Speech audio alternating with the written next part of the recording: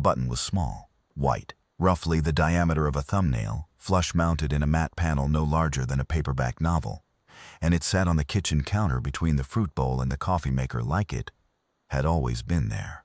Nira Vasek noticed it every morning when she poured her first cup. The soft LED ring around its edge, pale blue at rest, a color that the company's promotional material described as calm guidance. She had been told that pressing it would take less than a second. She had been told Manu would not suffer. She had been told a lot of things. The company was called Vectis. Their tagline, rendered in clean sans serif on every surface they branded, was Partnership for Human Potential. They had a compound in the outer ring of Station Kaleo, past the hydroponics bays and the secondary water reclamation plant, in a district where the corridors smelled of recycled air and new polymer.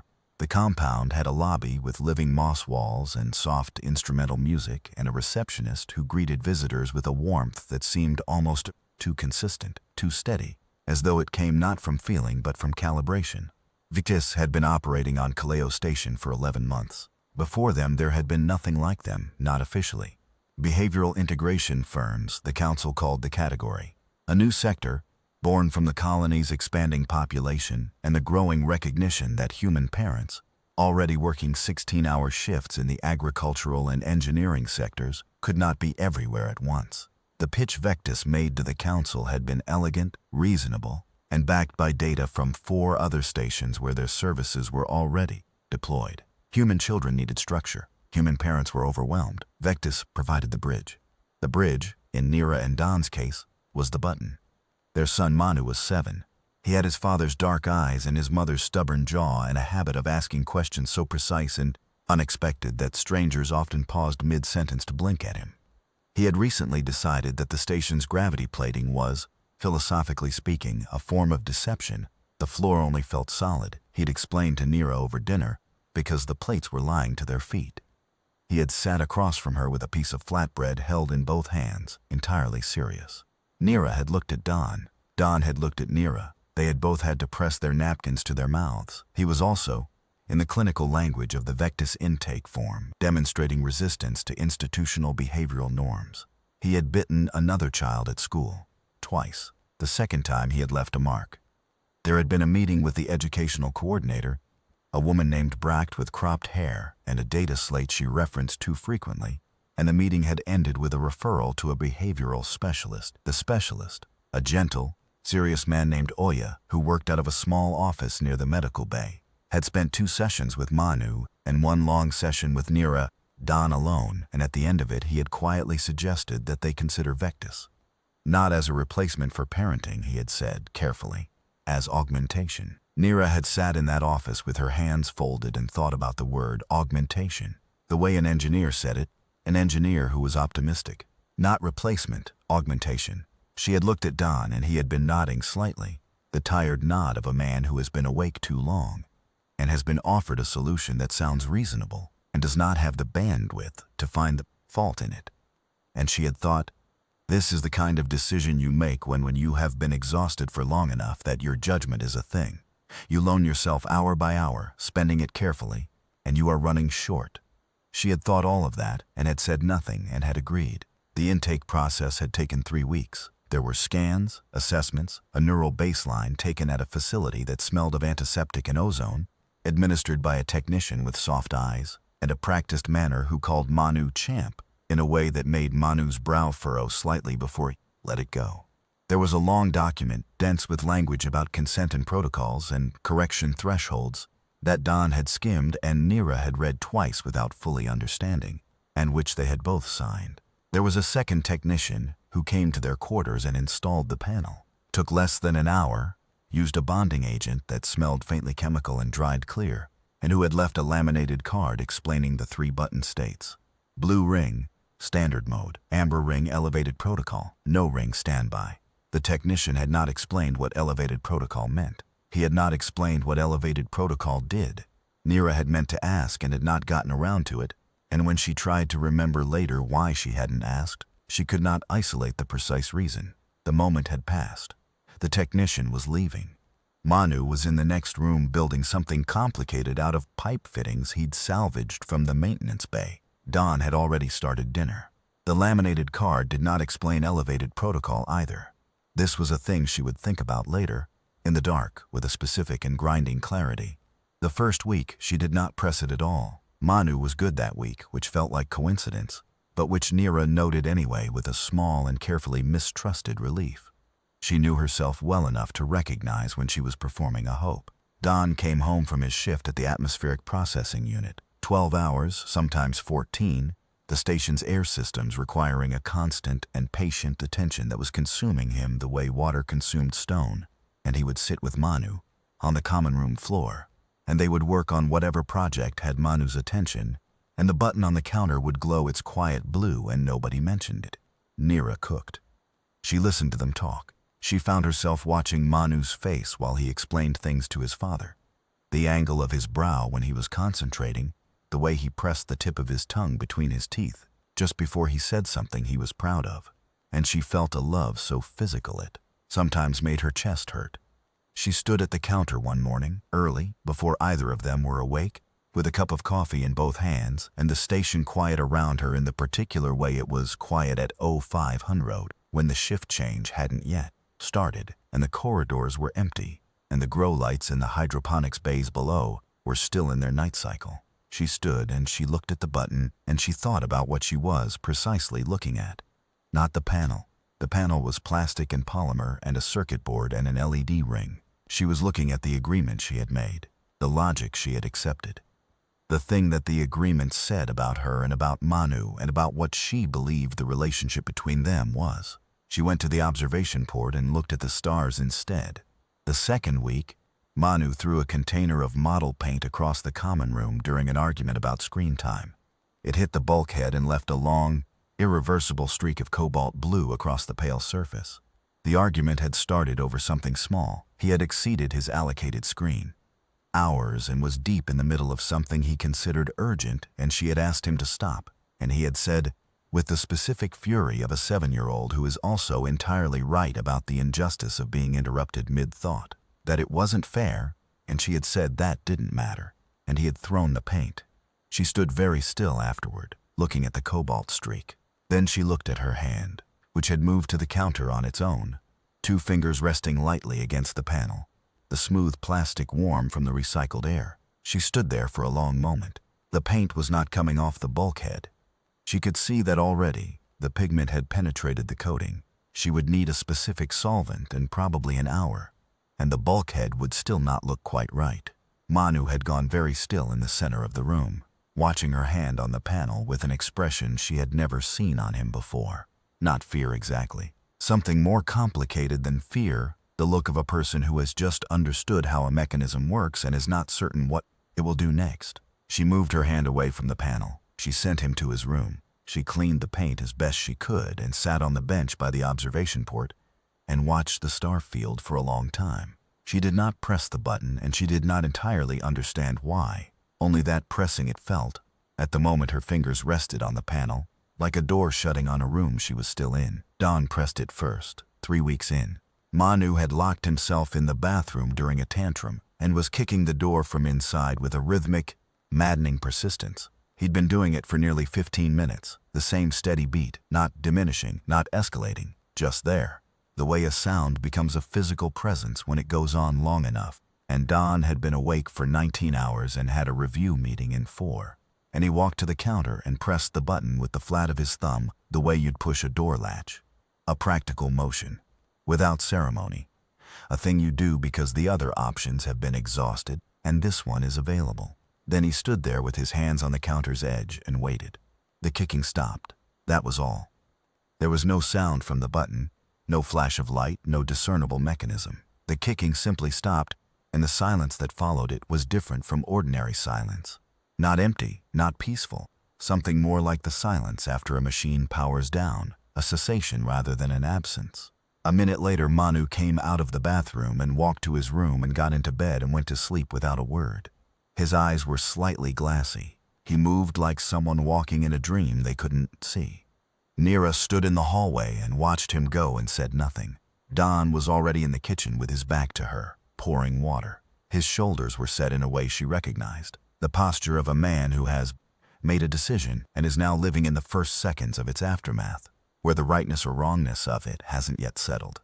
It worked, he said. Neera said yes. Neither of them slept well. In the morning, Manu was himself, or he appeared to be himself, bright, specific, hungry. He ate his grain porridge and told them that he had been thinking about the station's waste heat distribution system and had some ideas for improvement that he wanted to explain to someone who actually knew about thermodynamics. And was his father busy? His father was not busy. He had another hour before he had to leave. He sat across from Manu and listened and asked questions, and Neera watched them both and tried to find the thing that felt wrong, because something felt wrong. Not in Manu, he seemed fine, seemed entirely himself. But in the air between the morning and the night before, a disconnect she couldn't precisely locate, like the way a room feels different after you've moved a piece of furniture back to its original position. Identical to how it was, but you remember the moving. She watched him finish his porridge and rinse his bowl and drop it in the recycler and head for the door. And at the door he paused and turned back and looked at her with his father's dark eyes. And he said, "Mom, what happens when the button goes amber?" She told him she didn't know. He looked at her for a moment, a beat too long, she thought, a beat that contained something she couldn't read.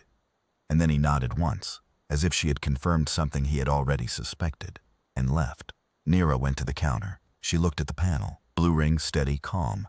She searched Vectis in the public station database. The company's listing was brief and professional, the language of a firm that had learned how to be visible in exactly the right ways and invisible in the ones that mattered. They were registered under the Behavioral Integration Act of the previous council session. Their review scores were high, 4.8 out of 5, across several hundred documented cases on other stations. The reviews described outcomes like transformative and life-changing and, finally, peace in our home. There were no negative reviews. Neera refreshed the search twice. There were still no negative reviews. She thought about the word peace, how it could mean a thing healed and how it could mean a thing silenced. She was late for her shift in the hydroponics sector, so she closed the search and went to work. The hydroponics bay was her favorite place on the station. The smell of living green in recycled air, the rows of cultivation beds, the specific patience required to understand the systems that sustained them.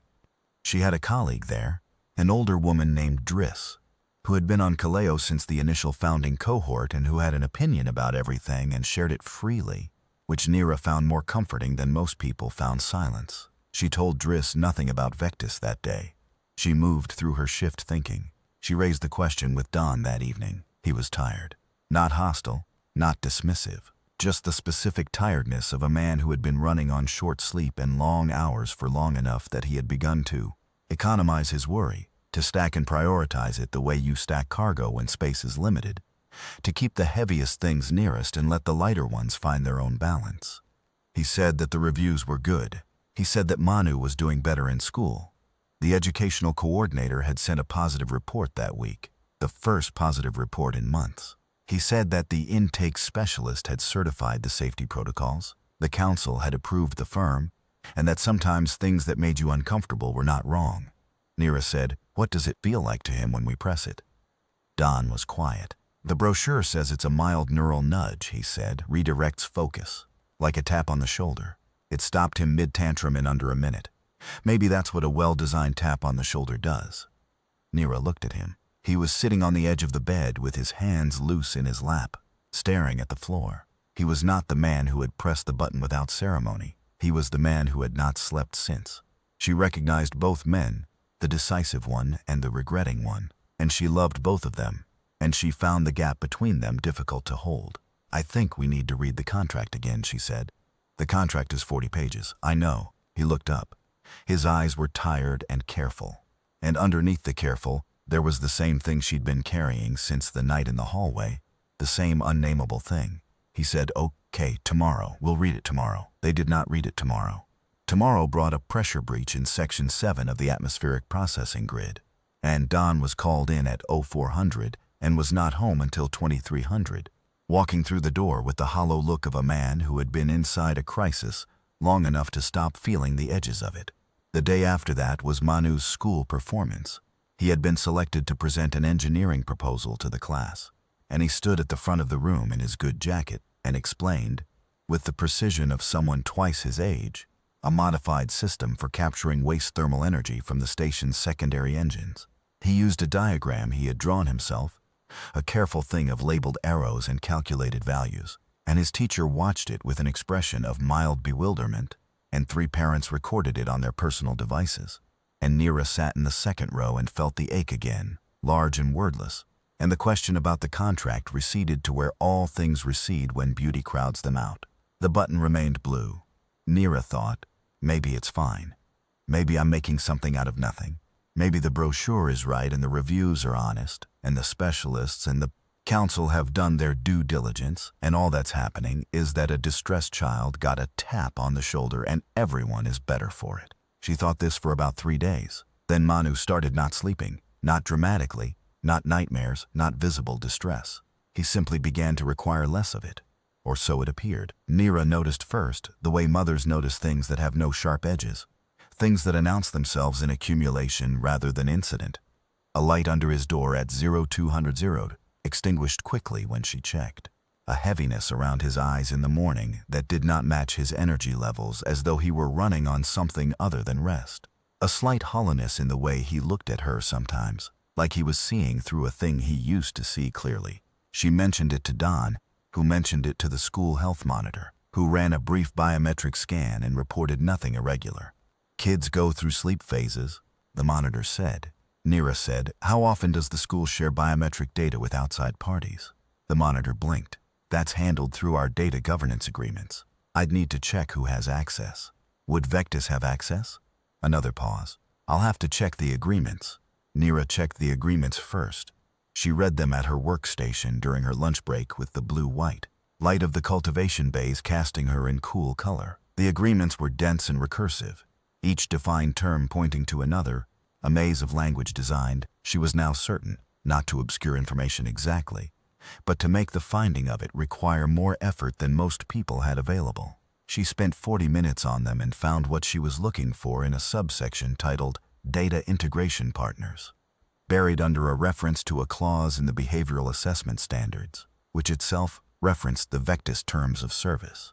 The Vectis Terms of Service contained a clause she read 3 times to be certain she understood it.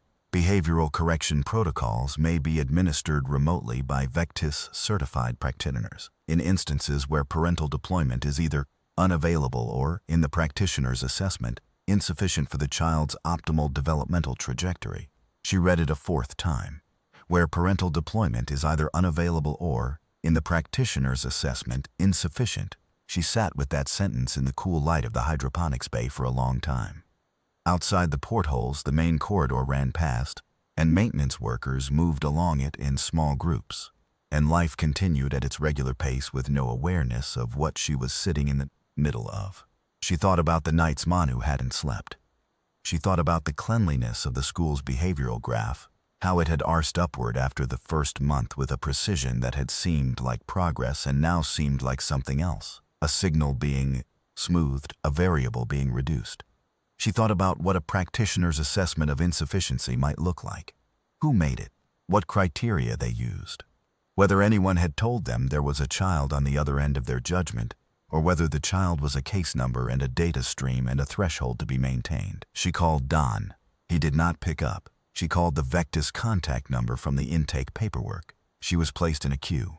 She waited 14 minutes, during which she cleaned a seedling bed by rote, and watched the station's clock in the corner of her vision, and thought about what she would say. A human voice answered, warm and calibrated, identifying itself as a member relations specialist, and she asked to speak to a practitioner assigned to their case. The voice told her that practitioner assignments were internal information and could not be disclosed. She asked whether a practitioner had ever administered a correction protocol to Manu without her or Don's knowledge.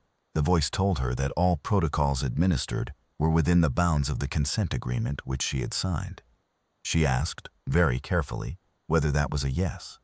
There was a pause. I'm not authorized to discuss case specifics, the voice said. The warmth had not left it. That was what she noticed, the warmth, unchanged, still there, steady as a light. She thought about calibration. She hung up. She left the hydroponics bay early, in violation of her shift schedule, something she had not done in 3 years. She told Driss she had a family matter. Driss looked at her for a moment with the look of someone who reads people the way farmers read weather, and said, "Do you need backup?" Nira said maybe later. She went home. She went to the panel in the kitchen, and she stood there and thought about it, not as a thing, but as an architecture, as a system. She had been thinking of the button as a tool she used on her child. She was beginning to understand that was not the correct framing. The button was not her tool. The button was the visible part of a system that Vectis owned and operated, a system in which she was a node, a delivery mechanism, a hand that pressed on cue and provided cover. The consent agreement did not give her control over the system. It gave the system her signature, her name on a document that said she had agreed, so that when the system did what it was designed to do, the documented record showed a parent who had chosen. She was thinking all of this when Manu came home from school. He walked in and dropped his pack by the door and went to the kitchen for water, and she watched him from the common room. He moved normally, acted normally, said the normal small things about his day. He had done well on a materials science assessment. His friend Pole had been caught dismantling a maintenance drone, had gotten it almost all the way apart before being discovered, which Manu related with a mix of admiration and concern that was very specifically him. There was a class trip to the secondary observation deck planned for next week. He poured his water and turned around and found her watching him. For a moment something moved behind his eyes, quick, like a fish under dark water. Then it was gone. "What? Nothing," she said. "Come sit with me." He came and sat. She studied him in the way she had since he was an infant, the close reading of a person you had spent years learning to read, looking for the thing that was off, the hair's breadth of wrongness. He was 7, and he was smart, and he was hers, and she had signed a piece of paper without reading it fully, and had let a company with a beautiful lobby attach something to her kitchen counter and press it at her child from a distance. And she needed to understand what that meant before she could understand what to do. "Manu," she said, "does anything feel different lately? In your head, I mean. When you're sleeping or at school or just anywhere. Does anything feel different than it used to?" He looked at his water. "What kind of different?" he said. "Like something's been turned down or turned off." He was quiet for a long time. Outside the observation port, a maintenance shuttle was making a slow arc across the outer hull, its running lights blinking a patient orange against the dark. "It's like when the music goes away," he said, finally. Nira kept her face still. She had learned this years ago, the careful face, the face that said, "I am listening and not panicking," and she used it now with everything she had. "Tell me about the music," she said. "I always had music," he said, "not real music, but like the way things fit together, how the station works, how people move around each other. I could always kind of hear it. The way systems connect up, like a pattern that goes through everything." He looked at the water again. "And lately it's quieter, like it's still there but it's farther away. I thought maybe I was just tired." "How long has it been quieter?" he thought. "A few weeks." Nira sat with her hands folded in her lap and calculated. A few weeks. 3 weeks, give or take. Close to the day Don had pressed the button. She did the math in her head and it matched, and she sat with the match and did not let it show. "Okay," she said. "That's helpful. Thank you for telling me." He looked at her. He was 7, and he had his mother's stubborn jaw and the calculating eyes of both his parents. And he looked at her with those eyes and said, quietly, "Are you going to fix it?" "Yes," she said. She had not known she was going to say that until she said it. But when she heard it, she knew it was true. She did not touch the panel that night. She went to the station's public data network after Manu was asleep and searched for everything she could find about Vectis. And this time she went past the official listings. She went to the resident forums, the worker message boards, the informal channels where people said the things that did not make it into professional documentation. It took her 2 hours to find the first thread. She found 3 more after that. There were parents on other stations asking the same questions she was asking. In one thread, a woman on Station Meridian had described her daughter as very quiet now, too quiet, like someone had dimmed her. In another thread, a user named Proc77 asked whether anyone had tried legally terminating their Vectis contract and had received no substantive answer, only a cascade of sympathetic responses from people who had clearly thought about it and pulled back.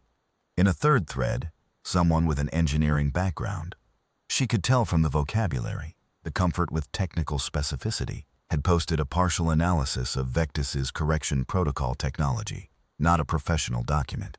Rough-edged, clearly assembled from fragments of the intake documentation, the terms of service, and what appeared to be publicly available research on neural suppression mechanisms, the kind of research that existed in the academic literature under careful language that described therapeutic applications.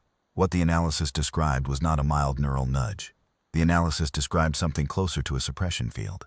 Localized, low power, targeted at the neural signatures associated with what Vectis's documentation called dysregulated states.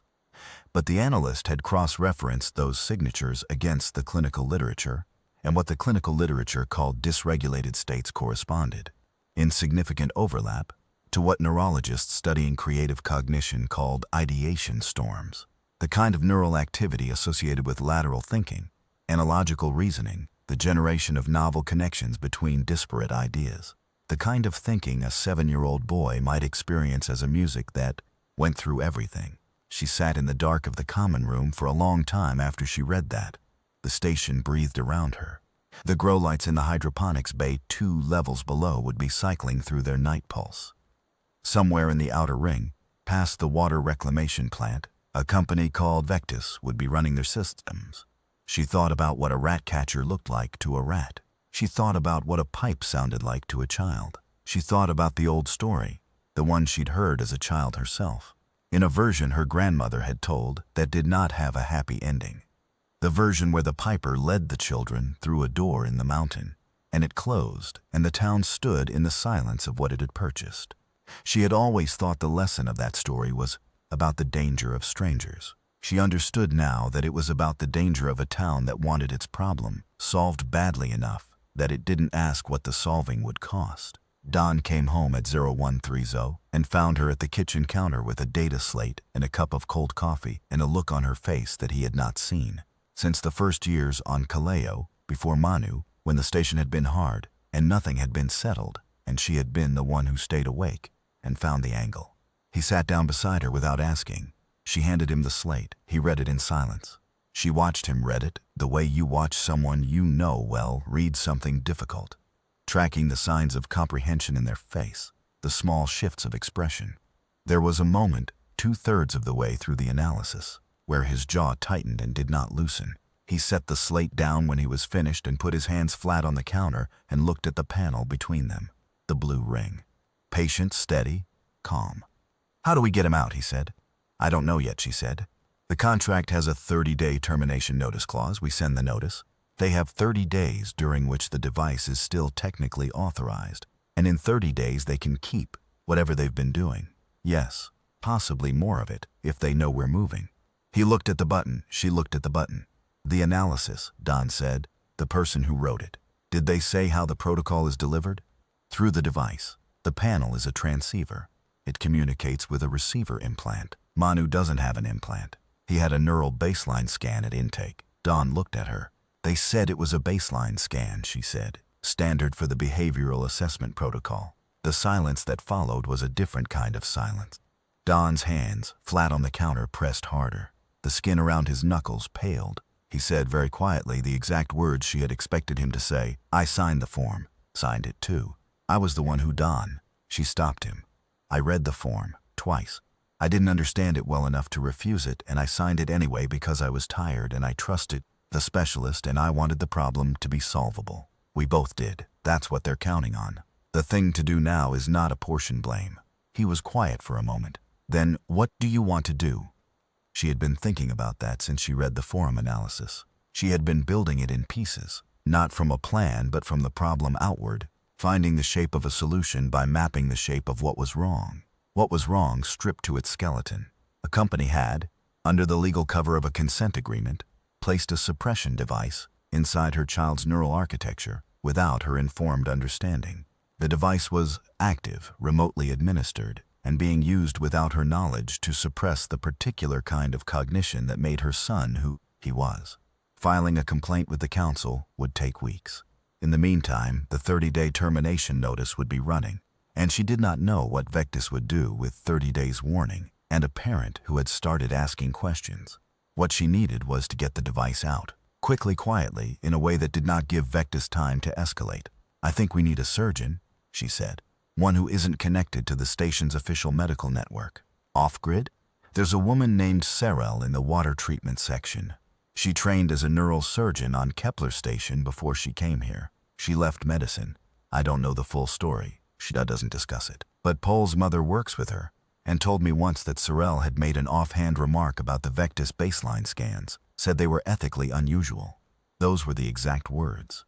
That's not exactly a ringing endorsement. She left medicine over something, which means she has a line. Vectis apparently crossed it for her in theory. I want to find out if she'll cross it back in practice. Don was quiet. He looked at the panel. What about this, he said. We leave it on. We act normally. Until we have Cyril and until we have a plan. Acting normally means not pressing it, not sending the termination notice, not doing anything that makes Vectis think we're aware. He nodded. He picked up her cold coffee, took a sip without appearing to notice it was cold, and set it back down. Then he said, Nira, about the intake scan. I know. If I'd read the contract, Don, stop. We find Cyril. We get him out. We figure out the rest after. He looked at her. She looked back. They had been doing this long enough that there were entire conversations they could have without words. She saw him acknowledge the point, accept the redirect, move to the next thing. He put his hand over hers on the counter. Okay, he said. Finding Cyril was not difficult. Convincing her took 3 days. She lived in a shared workers' block near the water treatment plant, in a room that was tidy in the way of someone who had given up on accumulation, functional furniture, one shelf of physical books, a desk covered in the organized disorder of a mind that was always working. She was perhaps 50, with strong hands and gray at her temples, and a gaze that took inventory of you in the first 10 seconds and referred to that inventory for the rest of the conversation. She listened to Nira without interrupting, without any of the performed sympathy the Vectis intake specialist had offered. When Nira finished, Cyril said, Why me? Because you know what they're doing. I know what I've heard secondhand. Then you know enough to know if I'm wrong. Cyril stood. She went to the shelf and touched the spine of a book, not taking it out, just touching it, the gesture of someone confirming a thing is still there. I left neural surgery, she said, because of a trial on Kepler Station, a therapeutic protocol for children with severe dysregulation. Different company from Vectis, same general category. The protocol worked. The children's behavior improved dramatically. They were calmer, easier to educate, cooperative with adults in ways they hadn't been. The parents were very satisfied. The school system reported excellent outcomes. She paused. 6 of the 12 children in the trial developed long-term deficits in creative cognition. 2 lost the capacity to dream. In the clinical sense, their neural activity during sleep became purely restorative. The company closed the trial and reopened it under a different name on a different station. Nira said nothing. I filed a report, Cyril said. The report went to the regulatory body that approved the trial. The regulatory body sat on it for 8 months and issued a statement saying the trial had met all relevant standards at the time of its approval. She put her hands in her pockets. Vectis is not those people. Probably. I don't know them well enough to say with certainty. But the mechanism you've described is consistent with what I encountered and what you're describing in your son. The reduced sleep quality, the diminished pattern recognition, the withdrawal of the thing he experiences as music, is consistent with the early stage profile from Kepler. Can you reverse it? If there's a device and it's been active for several weeks at low suppression, and if we move quickly, the residual effect should be minimal. Should be. Neuroplasticity at his age is high. I'd want to assess before I commit to anything. Can you assess here tonight? Cyril looked at her for a long moment. Then she said, What do you want in return for this? You're the one who asked me what I want, Nira said. I'm asking what you want. The corner of Cyril's mouth moved. Not quite a smile, but something adjacent. I want you to tell people, she said. Not a council complaint, which will sit in review for months. I want you to tell people the way people actually learn things. Through other people, directly, in the channels where real information travels. I'll tell everyone I can find, Nira said. Bring the boy tomorrow night, Cyril said. The harder part was Manu. Not his fear, he was not, it turned out, afraid. He was angry. Not the explosive anger of the tantrum. Not the kind of anger that threw things, but a cleaner and more focused anger. The anger of a person who has been deceived and has the precision to name the deception clearly. He sat across the dinner table while Nira and Don explained it. And he listened with the specific stillness he brought to things that mattered, and when they were done, there was a moment of silence. Then he said, They put something in my head without telling you. Without telling any of us. Don said, yes, and it made the music quiet. We think so, Nira said. Sorel will assess and confirm. He looked at his hands on the table. He spread his fingers and looked at them, the way he sometimes looked at mechanical components when he was thinking about how they related to each other. Is it going to stay quiet, he said. We don't know for certain, Nira said. We think probably not if we remove the device, but we want to be honest with you. He looked up. Can we do it tomorrow? Don made a sound that was almost a laugh and caught himself. Nira reached across and put her hand over Manu's. Tomorrow night, she said. Okay. He folded his hands under hers, the warm particular weight of him small and real. Then he looked at the counter, at the panel, at the soft blue ring, steady and calm. What about the button? We leave it on until the device is out. So they don't know we're moving, he said. Exactly. He nodded. The strategic logic was obvious to him immediately, the way mechanisms always were. Then he said a thing that Nira would carry with her for the rest of her life, said it with the particular tone of a question that has been sitting in him for a while and is only now finding its way out. I used to wonder if it made a sound I just couldn't hear. She had to look away. Cyril came the following evening through the service corridors, carrying a case that looked like maintenance equipment, moving with the particular confidence of someone who had learned the station's rhythms by living inside them for years. She came in through the service entrance. She set up in the common room with a brisk economy of motion that Nira found reassuring in the specific way competence is reassuring. Not because it guarantees outcomes, but because it means the person has done this before and knows the difference between what they know and what they don't. She examined Manu while Nira and Don sat on the bench by the observation port and held hands without looking at each other. The examination took 40 minutes. Cyril worked with the focused quiet of a woman who had no surplus to spend on performance. Manu sat in the chair she'd positioned and watched her work with the pure attention he gave to anything he found genuinely interesting. Twice he asked her a technical question about what she was seeing. Twice she answered him directly, without the condescension or deflection that adults often deployed with children asking questions they found inconvenient. Nira heard him say, at one point quietly, "Oh, that's why." She did not ask what he meant. When Cyril was done with the assessment, she stood and looked at Nira and said, simply, yes. The removal took 53 minutes. Nira did not watch. She stood at the observation port and looked at the stars and held a fixed one, the brightest in the forward view, a steady blue-white point. And she breathed, and she did not think about what was happening behind her. She had developed this technique in the first year on Kaleo, when everything had been new and difficult, and the distances between herself and everything she'd known had been vast. She held the star the way you hold a thing that cannot move, and she breathed, and Don held her hand the entire time. Done, Cyril said. Nira turned around. Manu was in the chair, slightly drowsy from the local anesthetic, a small adhesive patch behind his right ear. He looked at her. His eyes were the same dark eyes they had always been, but there was something in them she had not seen in weeks. A depth, a presence, the return of whatever was behind them that made him him. Not fully restored, not instantaneous, but beginning to come back, the way light comes back from behind a hand that lifts away. "Hey, Bug," she said. "Hey," he said, slow from the anesthetic. "Can I go to bed?" "Yes," she said. "Yes, you can." She carried him to his room and pulled the cover up, and he was asleep before she reached the door. She stood in the doorway with her hand on the frame and looked at him in the low light and felt the ache. Not the bad kind, not the sharp kind, the kind that didn't have anything wrong in it. Back in the common room, Sorel was packing her case with efficient quiet. Don was making tea because he always made tea when he didn't know what to do with his hands.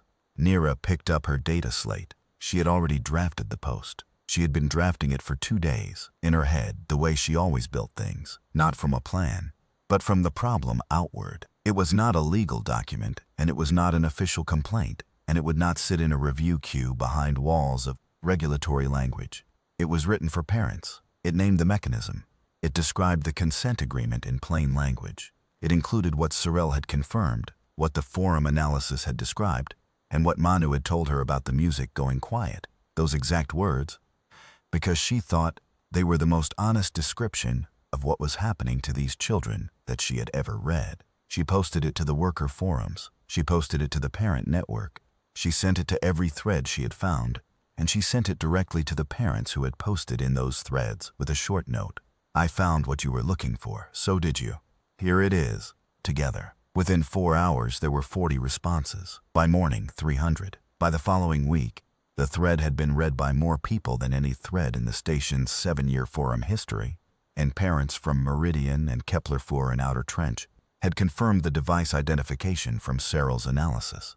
A legal collective on Meridian, a group of 3 lawyers who worked pro bono on colony rights cases and had been waiting, they said, for something exactly like this to crystallize into documentation, reached out with an offer to coordinate. The Council of Kaleo Station issued a formal notice to Vectis requesting full disclosure of their technical protocols and consent documentation. Vectis responded through their legal office with a statement describing their protocols as fully compliant with applicable regulations, their consent documentation as clear and comprehensive, and the claims in the forum thread as factually unsubstantiated. Nira read the statement at her workstation. In the hydroponics bay, on a morning when the grow lights were cycling from their night mode and the bay smelled of wet soil and green things, she read it twice. Then she posted a response. She attached Sorel's analysis with permission. She attached a photograph of the device that Sorel had removed. A small and precise thing, barely larger than a grain of rice, sealed in a sample container on her kitchen counter beside the fruit bowl.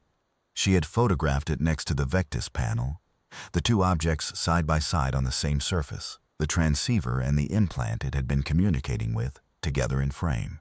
The photograph spread faster than the original thread.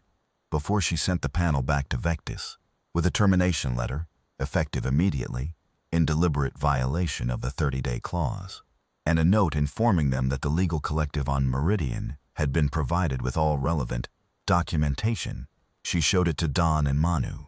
They stood around the kitchen counter and looked at it, the 3 of them, at the panel with its blue ring and the sealed container beside it. Manu said, "It's smaller than I thought." "Most things are," Don said. "That's comforting," Manu said. Don looked at him. Then he laughed, genuinely fully, the way he laughed when he was surprised into it, and put his arm around Manu's shoulders. And Manu allowed this for approximately 3 seconds before extracting himself with dignity and going to get breakfast.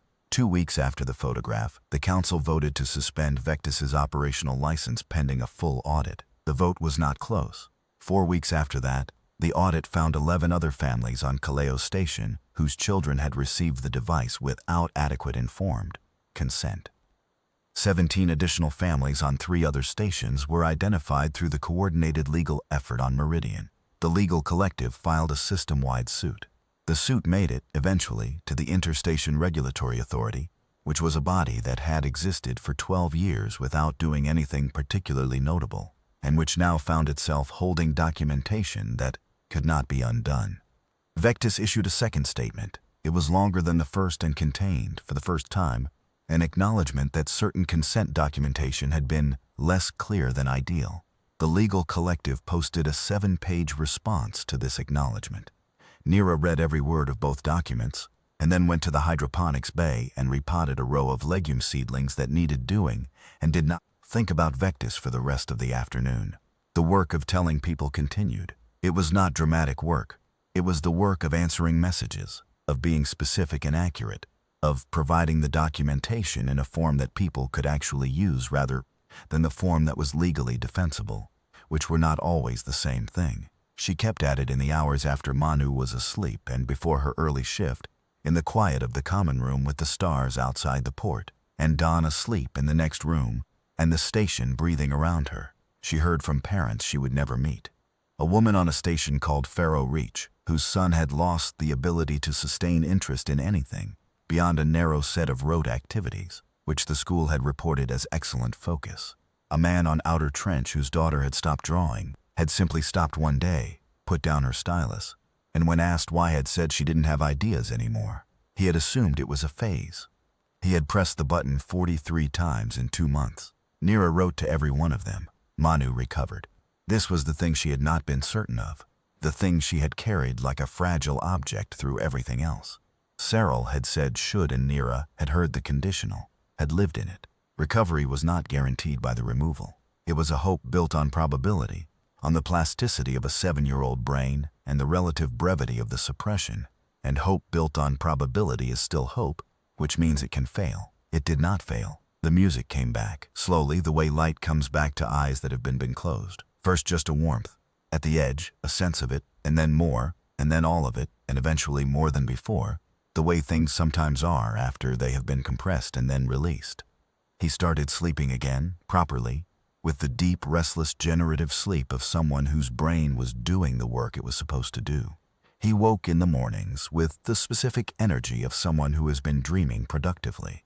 He started talking about the water treatment system, had ideas about improving flow rates in the tertiary filtration loop. He drew diagrams at the dinner table.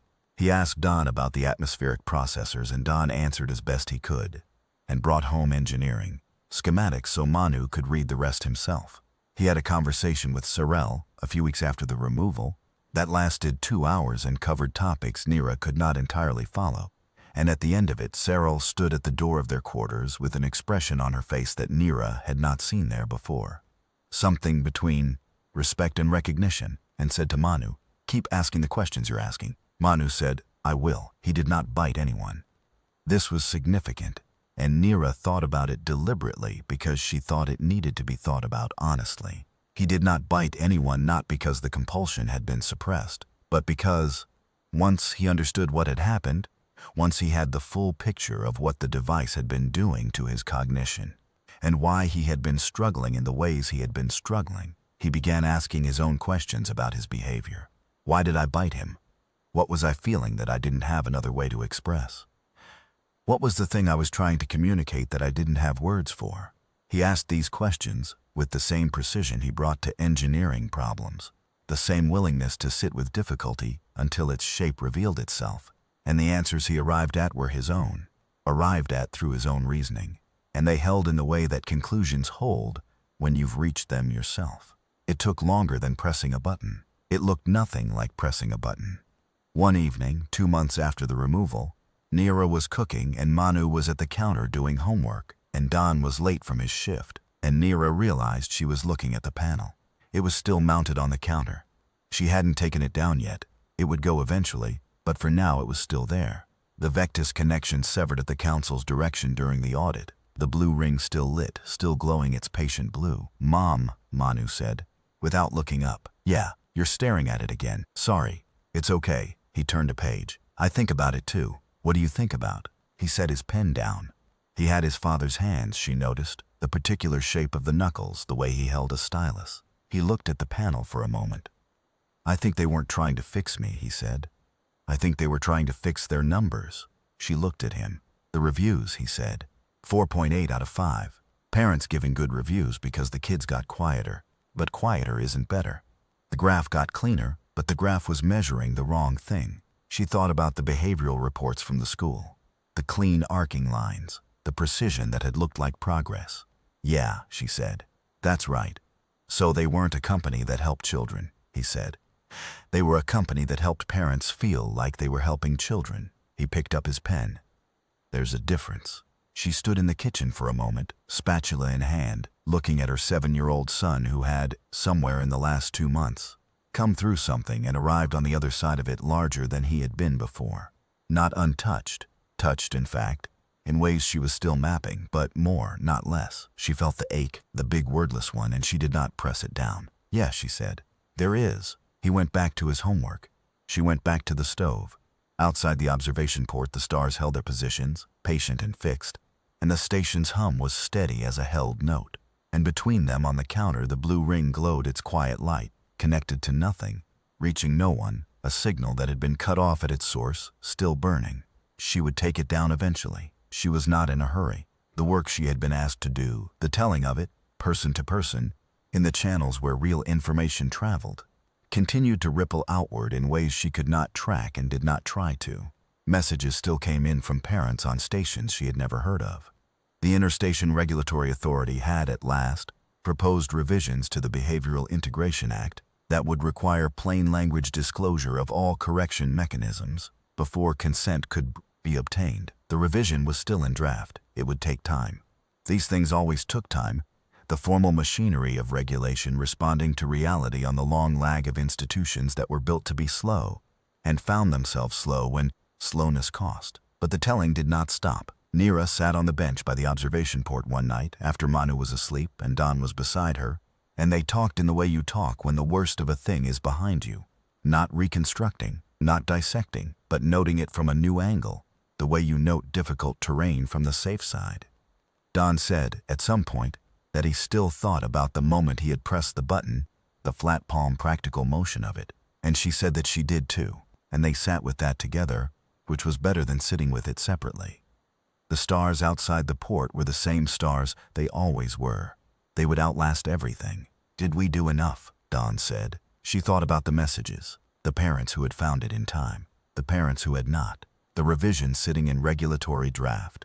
Cyril's analysis spreading through technical communities she hadn't anticipated, reaching surgeons and engineers and ethicists who were now asking questions about the category itself, not just about Vectis. We did what we could from where we stood, she said. I think that's all that's ever actually possible. He was quiet for a moment. Then, he's going to be okay. Yes, she said, he is. Through the wall she could hear faintly the sound of Manu's breathing, the particular quality of deep generative sleep. Nothing like the shallow rest he had been getting. Nothing like the silence of a system turned down. He was dreaming. She knew it with the certainty of a mother who had spent 7 years learning to read the sounds of her child's sleep. He was somewhere in there building something, working something out, following the music through the architecture of whatever his particular mind was constructing in the dark. The button on the counter glowed blue, patient, steady, calm, connected to nothing. She left it there a little longer, let it glow. Let it illuminate the kitchen counter in its small circle of artificial calm, disconnected from the system it had served, answering to no practitioner's assessment of insufficiency, transmitting nothing, reaching nothing, just a light. Then she got up, walked to the counter, peeled the panel from its mount with her hands. It came free more easily than she expected, the bonding agent having dried brittle over the months, and she put it in a box with the rest of the documentation that was going to Meridian. In the box it went, with the photograph of the grain of rice device and Cyril's analysis and the data-sharing agreements and the 40 pages of the contract and the laminated card with the 3 button states and a letter she had written that was not angry precisely, but was very specific about what had happened and very clear about what she wanted to have been different, which is not the same thing as anger but sometimes does more work. She sealed the box. She went back to the bench. She sat down beside Don. Outside the port, the stars were where they had always been. What does he want to do? Don said. When he's older. With the engineering. He told me last week he wants to design life support systems, she said. The ones that keep people breathing on long-haul transit. He said current systems have a redundancy gap in the tertiary cycle. She paused. He had 3 ideas for fixing it. He drew me a diagram. Don was quiet. Then he made the sound again, the almost law caught into something warmer, and she leaned against him and the station breathed around them, and somewhere in the other room her son slept and dreamed and built. And the music, his specific music, the one that went through everything, the pattern of how things fit together and connected and made sense, played on. There was a night, in the weeks between the removal and the council vote, when the forum lit up with something different. Not sympathy, not solidarity. Those had been there from the start, the warm pressure of people finding each other across distance. This was something sharper. A Vectis employee. Not named, not provable, but the technical specificity of what they posted was not the kind of thing you assembled from public documents and inference.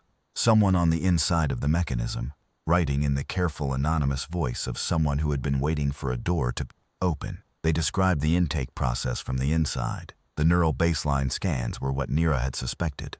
Categorized internally as device placement procedures, documented externally as behavioral assessments. The device itself, they provided the technical designation, a string of characters that Cyril confirmed matched the one she had removed, was described in the company's internal documentation as a behavioral integration implant, which was a different name than what the consent documentation called it, which was a personalized behavioral coaching system. The 2 descriptions referred to the same object. The object was not a coaching system in any sense that the word coaching was usually understood. The company's internal systems tracked deployment rates, correction frequency, and what they called parental engagement metrics, which turned out to mean how often parents press their buttons. High engagement metrics were associated with what the company called optimal outcomes, meaning the child's behavioral compliance scores were high, meaning the child was quiet. The post ended with a sentence that Nira quoted in her response, verbatim. because she thought it needed to be read exactly as it had been written. The children are not the product. The children are the supply chain for the product, which is the parents' peace of mind. She did not know who had written it. She thanked them publicly anyway. The post was deleted from the forum within 6 hours by a moderator who cited terms of service violations. Nira had already captured the full text. It was in the documentation she sent to Meridian. The legal collective found it useful. The council subcommittee hearing on Vectis was held in the main assembly hall, a wide room with curved walls and seating for several hundred that was rarely more than a quarter full at official proceedings. The day of the Vectis hearing it was standing room. Nira had not expected that. She had expected the usual ratio of institutional interest, a handful of engaged citizens, the involved parties, a reporter from the station's public information office who would file a brief summary in the weekly bulletin. What she found when she arrived was the full hall. She had not organized it. The thread had organized it. The thread and the photograph and the 200 follow-up conversations that had grown from them, branching through the worker networks and the parent forums, and the quiet channels where people on the station talked to each other about the things they were actually concerned about. Driss from the hydroponics bay was there, near the back, with her arms crossed and an expression that said she had opinions and was prepared to share them at an appropriate moment. Several of the parents from the forum threads were there, some of whom Nira had corresponded with for weeks but had never met in person. A man named Weth, who ran the secondary maintenance division and had no children of his own, was there because, he would tell Nira afterward, the post about the supply chain had made him think about what kind of station he wanted to be living on. The Vectis representative was a lawyer named Colt, from the company's legal office on Station Veritas. She was precise and very well prepared and presented the company's case in language that was at all times technically accurate and at all times designed to make the actual thing that had happened sound like a documentation error. She used the phrase reasonable interpretation of the consent framework 4 times. She used the phrase well within regulatory standards 7 times. She acknowledged, in the tone of someone conceding a point that has already been scored against you, that the consent documentation could benefit from additional clarity in certain specific areas and that the company was committed to ongoing improvement of its communication protocols. Nira gave her statement from a chair at the front of the room, which was not how she preferred to speak, but was the format the subcommittee required. She had written it out and then set the written version aside because she found that she knew what she wanted to say better than the written version did. She spoke for 11 minutes. She described the intake process, the scans, the device placement, the correction protocols administered without her knowledge, and the effect on her son's cognition. She described what he had told her about the music going quiet. She described the removal and the recovery. She did not raise her voice. She was not trying to perform distress. She had enough of the real thing to not need to perform it, and she found that the real thing, spoken plainly, landed harder than the performed version would have. When she finished, the room was very quiet for a moment. Then, from somewhere in the middle rows, someone started clapping. It spread. It was not a roar. This was a formal governmental proceeding and people were aware of that, but it was genuine and full, and it went on for longer than such things usually went on in the Kaleo Station Council Hall. Kalt, the Vectis lawyer, looked at her data slate. The subcommittee chair, a woman named Heron, who had represented the residential sectors for 8 years and was known for her patience with complex regulatory matters and her impatience with evasion, thanked Nira for her statement and then turned to Kalt and asked a specific question about the internal documentation that the anonymous whistleblower post had described. Kalt said that internal documentation was proprietary. Heron said that the audit would determine what was and was not subject to disclosure. Kalt said the company would cooperate with a properly scoped audit. Heron said the scope will be ours to determine. There was a pause. Kalt made a note. The vote to suspend the operational license was held that day, immediately following the hearing, in the way that things sometimes happen quickly when enough people are in the same room at the same time and have been given the same information. The vote was not close. What followed the vote was a period of time that Nira thought of afterward as the long middle, not the crisis, which had its own adrenaline, and not the resolution, which had its own relief, but the sustained work of a thing that was not finished and required showing up every day in a way that was not dramatic.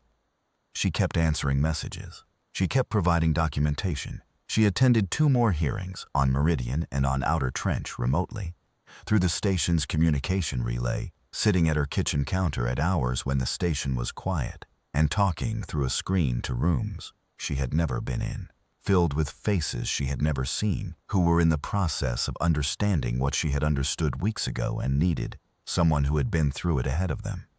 She found that what people needed was not primarily legal information or technical detail, though they needed those things too.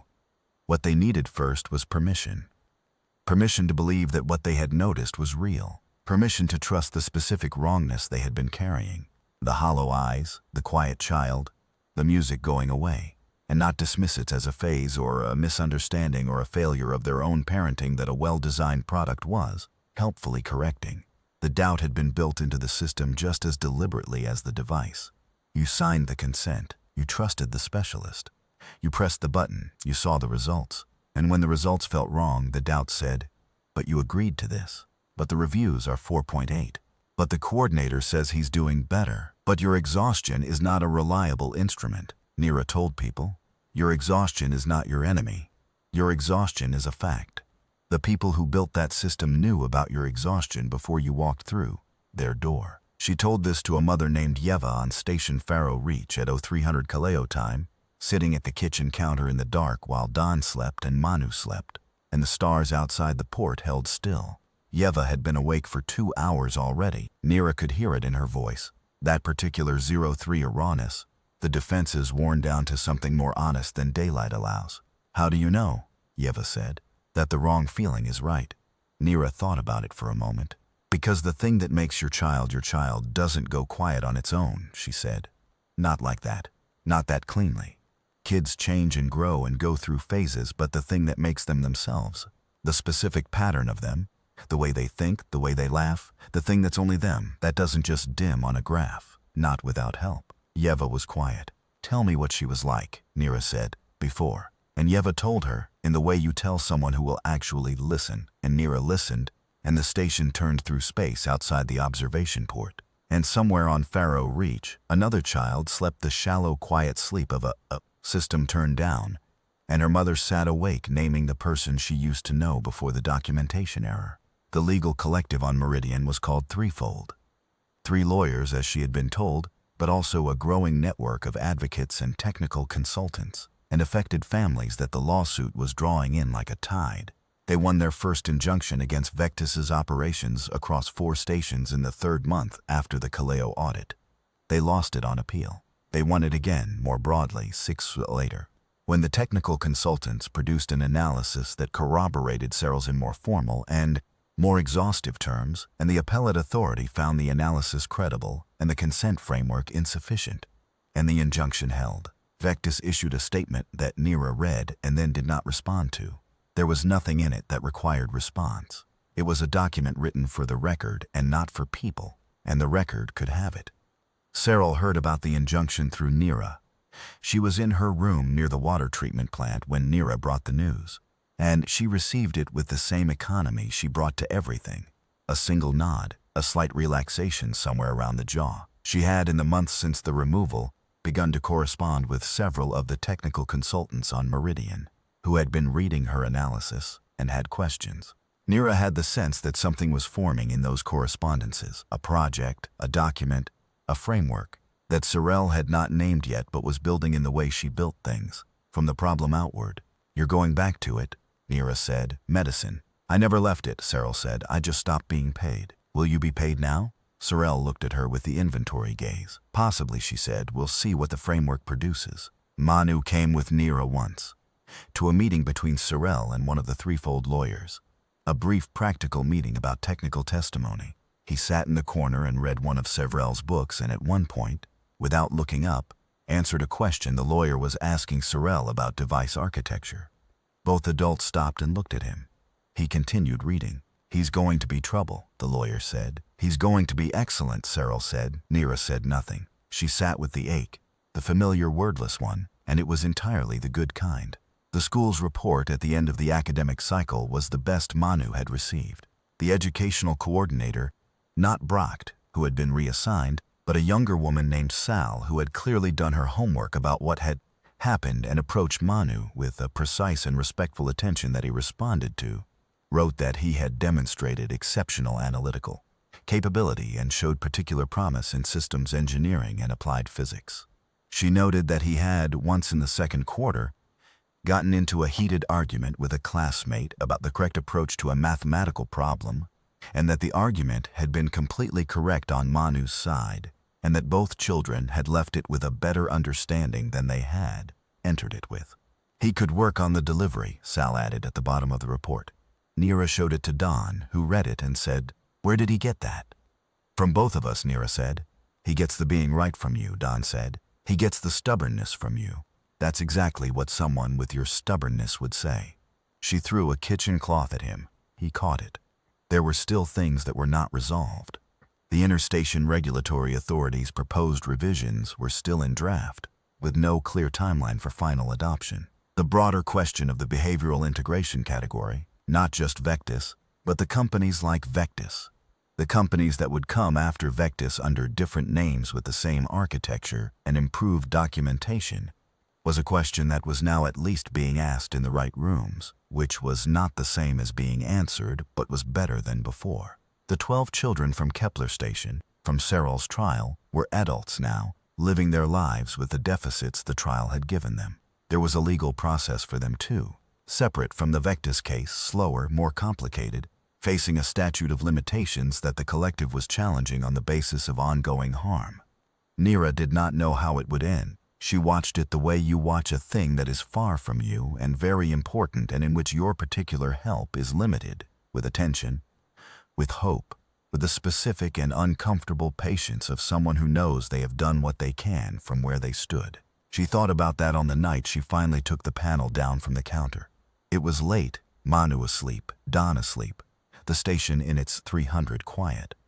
She had been looking at it all evening without quite deciding. Then she got up and peeled it from the mount.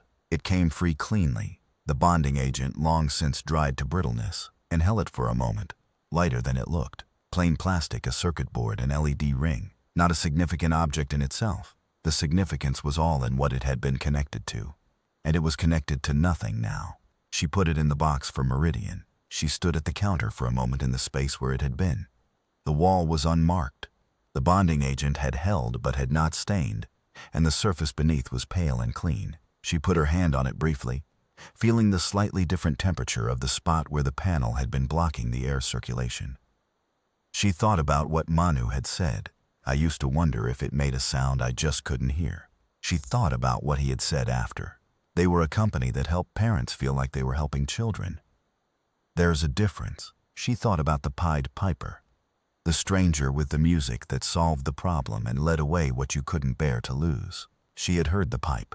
She had followed the logic of it, the reasonable, elegant logic of a solution offered to a tired parent by a company with a beautiful lobby and a clean graph and 4.8 out of 5 reviews. She had not heard the children walking through the door behind the music. She had not read the contract closely enough to hear it. But she had heard the music go quiet, and she had stayed awake. She went back to the bench by the observation port and looked at the stars and thought about the parents still pressing their buttons, still trusting the reviews, still watching their children's compliance graphs arc upward with a precision that looked like growth. There were thousands of them, across dozens of stations, in every variant of exhaustion that could make a person grateful for the ease of a solution that cost less than understanding. She could not reach all of them. She had reached some. The thread was still up.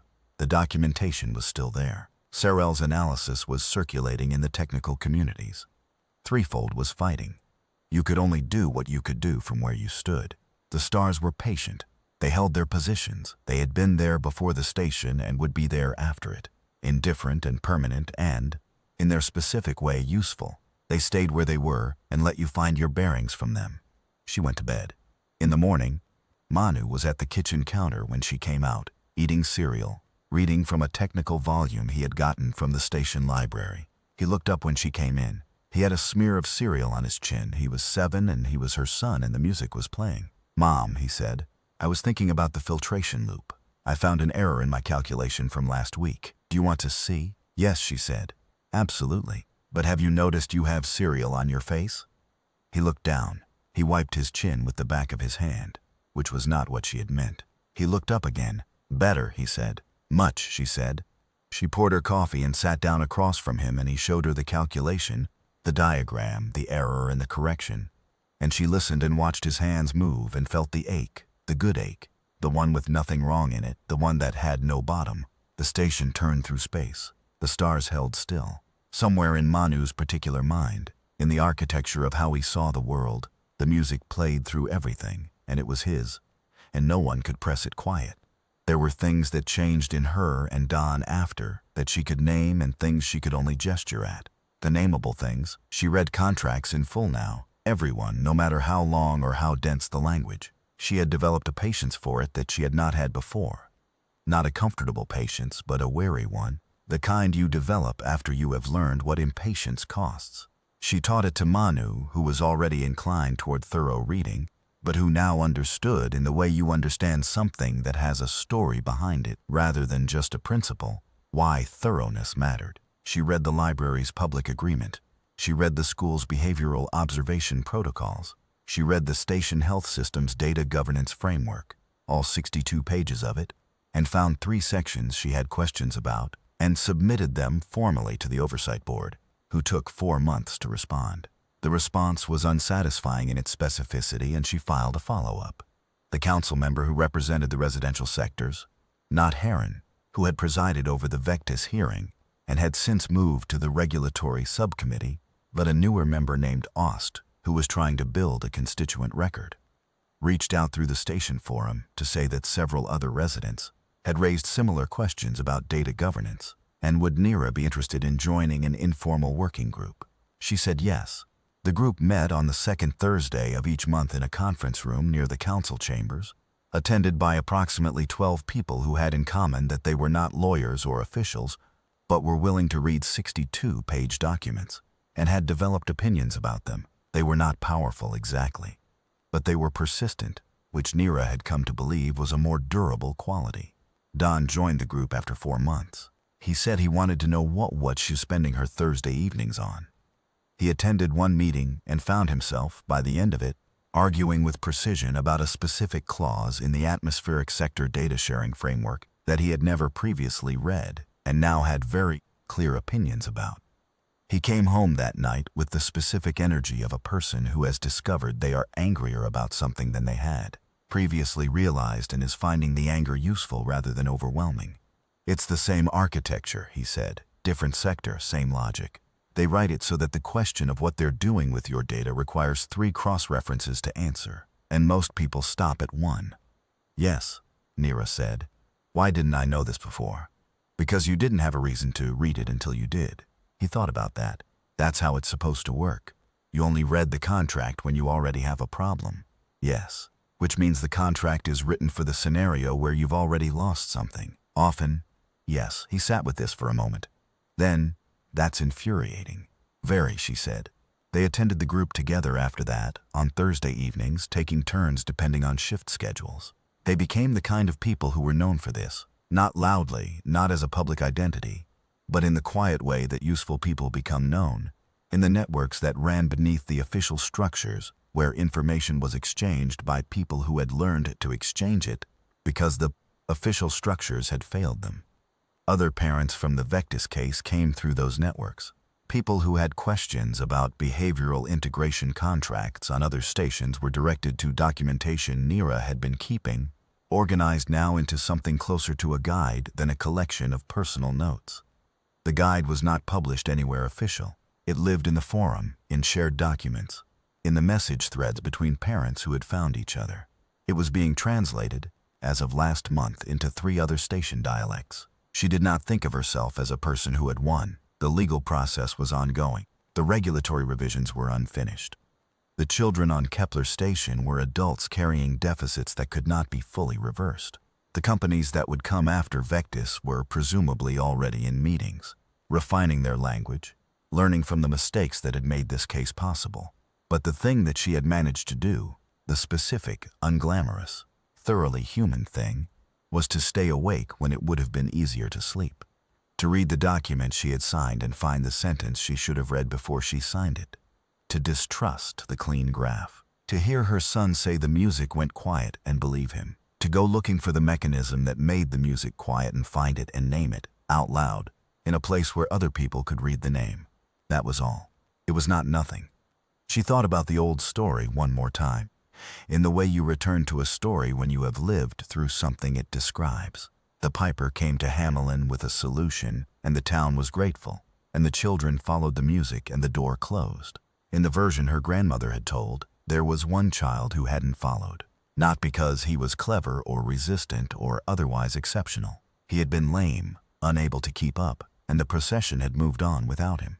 He stood at the edge of the mountain and watched the door close, and then he went back to town, and he was the one who told them what had happened. She had thought, as a child, that this was a sad story about the child left behind. She thought now that it was a story about what bearing witness costs and why you do it anyway. She had not been left behind. She had gone looking, but the function was the same. To be the one who could describe the door. To go back to the town and say, this is what it looked like. This is what the music sounded like.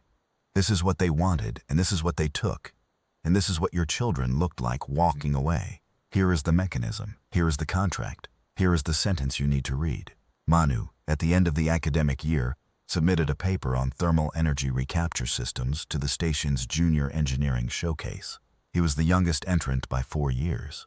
His paper was not the flashiest entry. There was a spectacular drone demonstration from 2 older students and a materials project that won first prize. But the showcase committee gave Manu a special recognition for analytical rigor, and Sal, his teacher, sent Neera a message afterward that said, he's going to do something that matters. Neera wrote back, he already has.